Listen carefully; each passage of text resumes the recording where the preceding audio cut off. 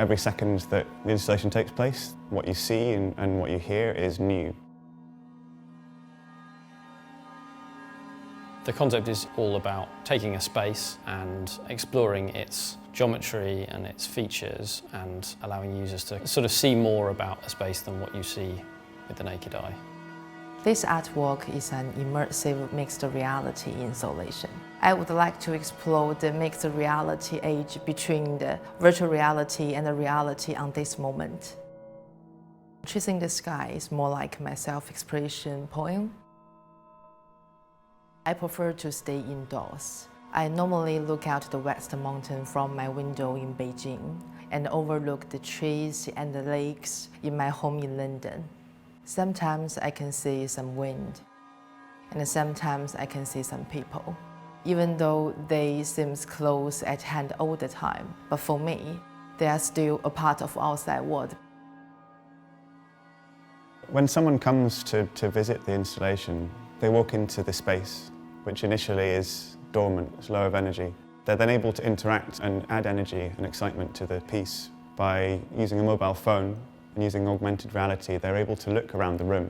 Wherever they look in the room, they will add energy into the simulation, and that then adds energy into the visual content. Through 3D scanning, me and my team rebuilt the architectural space and project motion graphics mapping onto the surface of the architectural structure.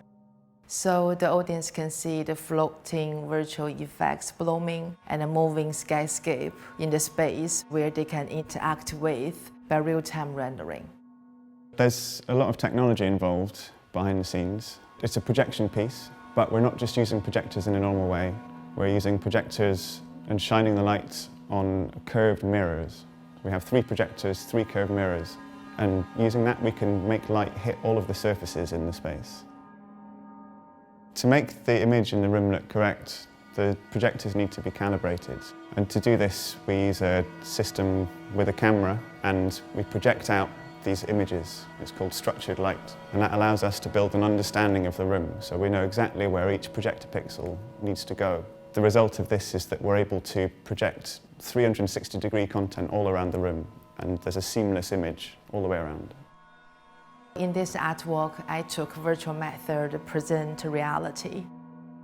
I try to use virtual effects created by real-time data to discuss realistic instance inside the virtual technique. The heart of the visual content is a fluid simulation, essentially. It simulates the behaviour of fluids and smokes. This is the living system that's been designed to represent the forces in the sky, in the movement of air and gases in the sky. We're using spatial audio, so surround sound, we're moving sounds around and creating a soundscape within a physical building by placing speakers in different areas, letting the system and the user's interactions change how the audio sounds and where it comes from. So the biggest technical challenges in this project, I guess, have been primarily the tracking system, something called SLAM tracking, which is a way of a mobile phone with camera and accelerometer to understand kind of what its environment looks like and where it is in a space. Traditionally, this is used for kind of AR and mixed reality applications. We're using it as kind of inside-out tracking, which means we want the phone to tell us where it is in our space, making that much, much harder because we're projecting moving images on the entire space and we have very low light levels. So it's been a significant challenge to get that working, but it creates a really great interaction. All of those things hopefully come together to create something where you know where you are, you can maybe see a physical architectural space in a slightly different way, but also maybe you forget where you are and you end up in a very different kind of a space.